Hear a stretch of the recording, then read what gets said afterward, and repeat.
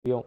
அப்படின்றப்போ அந்த மாதிரி பொருட்கள் மட்டும், அந்த மாதிரி டிசைன்ஸ் மட்டும் அந்த கம்மியான ஒரு இதில் வரலாமே தவிர, மற்றபடி விலைக்காக நம்ம கம்மியாக போய் எடுக்கணும் 20 கேரட் 18 கேரட் அப்படின்ற மாதிரிலாம் கலாச்சாரம் இன்னுமே வரல, இனி வரப்போவதும் இல்லை.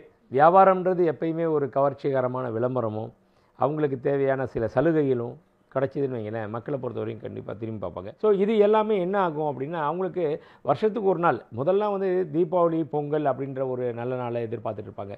ஆனால் இப்போது எல்லா நாட்களும் போக ஒரே நாள் அக்ஷய திருதியை தான்.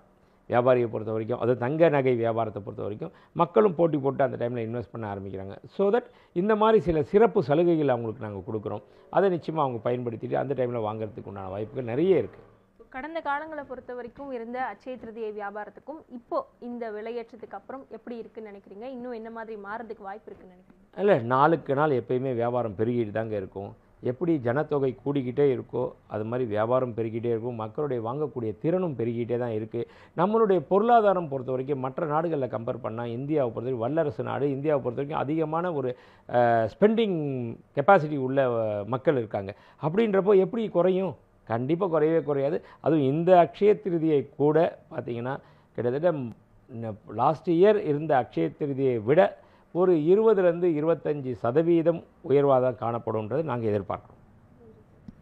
தொடர்ந்து இந்த அட்சய திருதிக்குமே மக்களுடைய தங்கத்தின் வாங்கும் திறன் அதிகரிக்க தான் வாய்ப்பு இருக்கிறது என்றும், தங்கத்தின் மோகம் இன்னும் குறையவில்லை என்றுமே தெரிவித்திருக்கிறார்கள். நியூஸ் 7 தமிழ் செய்திகளுக்காக ஒளிப்பதிவாளர் இளவரசனுடன் செய்தியாளர் ரேவதி, சென்னை.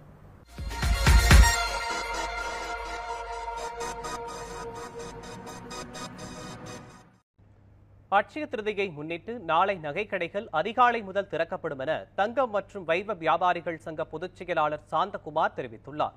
இதுகுறித்து நமது செய்தியாளர் ரேவதி நடத்திய கலந்துரையாடலை தற்போது பார்க்கலாம். பொதுமக்கள் எந்த அளவிற்கு இந்த நகை வாங்கும் திறன் இருக்கிறது, அது குறித்து நகைக்கடை உரிமையாளர் மட்டுமின்றி சென்னையை சேர்ந்த தங்கம் மற்றும் வைர நகை வியாபாரிகள் சங்கத்தின் பொதுச் செயலாளராக இருக்கக்கூடிய சாந்தகுமார் நம்மிடையே இருக்கிறார். அவரிடம் பேசலாம். சார் வணக்கம். இப்போ இந்த அட்சய திருதியை பொறுத்த வரைக்கும் பொதுவாகவே நகை வாங்குறது ஒரு வழக்கமாக இருந்துட்டு வருது. ஆனால் இப்போ இருக்கக்கூடிய நாட்களில் தொடர்ந்து தங்கத்தோட விலை அதிகமாயிட்டு இருக்கு, அது ஏறுமுகமாக இருக்கு. சில நேரங்களில் மாற்றங்கள் ஏற்றம் இறக்கமாக இருந்துட்டு இருக்கு. பொதுமக்களோட இந்த வாங்கும் திறன் இதனால மாறுபடுதுன்னு நினைக்கிறீங்களா? கண்டிப்பாக கொஞ்சம் ஒரு தாக்கம் இருக்கும். காரணம் என்னென்னா விலை ஏற்றம். எப்பயுமே விலை ஒரே மாதிரி இருந்துகிட்டு இருக்கப்பயே ஒவ்வொரு வருஷம் வந்து ஒரு 10லேருந்து 15% அக்ஷய திருதி வியாபாரம் உயர்ந்துட்டுருக்குன்னு எதிர்பார்ப்போம். சில டைம் 30-40% விலை உயரும்னு எதிர்பார்ப்போம். ஆனால் இது ஒரு டஃப்பான பீரியட்னு கூட சொல்லலாம். பட் இருந்தாலும் மோகம்ன்றது குறையவில்லை அக்ஷய திருதிக்கு. ஏன்னா ஒவ்வொரு அக்ஷய திருதியிலையும் வாங்கிட்டு அடுத்த அக்ஷய திருதியை கம்பேர் பண்ணி பார்க்குறப்போ விலை 10லேருந்து 15% உயர்ந்துடுது. அப்படின்றப்போ இது வந்து வாங்கக்கூடிய ஒரு நல்ல அருமையான தருணம். இப்போ 24 கேரட் தங்கம், 22 கேரட் அந்த மாதிரி கேரட் அளவில் வித்தியாசம் இருக்குது. தங்கத்தோட மற்ற உலோகங்கள் சேர்றதுனால தான் அந்த வித்தியாசம் வருது. அந்த மாதிரி வாங்குறதோட அந்த பாதையை மாற்றிருக்கிறாங்களா தங்கத்தோட இது வாங்குறது? கண்டிப்பாக கிடையவே கிடையாது. ஏன் அப்படின்னு சொல்லி பார்த்தோம்னா, இந்த மஞ்சள் நிறம் தான் நம்மளுடைய தமிழர்களுடைய கலாச்சாரத்தோட ஒன்றி போயிடுச்சு. அதனால் அந்த 18 கேரட்டு 14 கேரட்லாம் இங்கே வரவே வராது. வரும் சில டிசைனுக்காக, சில டிசைன்ஸ்லாம் வந்து 18 கேரட்டில் தான் செய்ய முடியும்.